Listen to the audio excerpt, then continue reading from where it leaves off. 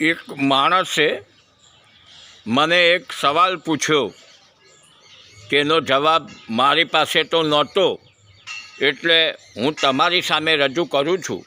જો તમારી પાસે હોય તો તેનો જવાબ અચૂક આપજો.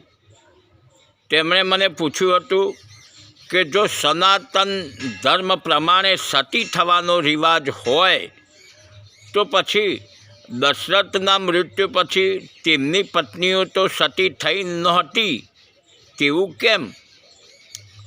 અને બીજો સવાલ એક એ પણ છે કે કડવા ચોથ જે છે, કડવા ચોથનું વ્રત તે પતિના લાંબા આયુષ્ય માટે કરવામાં આવે છે. તો એક વિધવા સ્ત્રી હોય તેને પૂછો તમે કે તે કેટલા વર્ષો સુધી તેને કડવા ચોથનું વ્રત કર્યું, તેમ છતાં તે વિધવા બની ગઈ. તેના પહેલાં તેનો પતિ મૃત્યુ પામ્યો. તો શું આ બધા વ્રતો અને આ જે બધા રિવાજો છે તે સાચા છે? વાત સમજવા જેવી છે. ન સમજાય તો એકવાર ફરી સાંભળો, સમજો અને હોશિયાર બનો.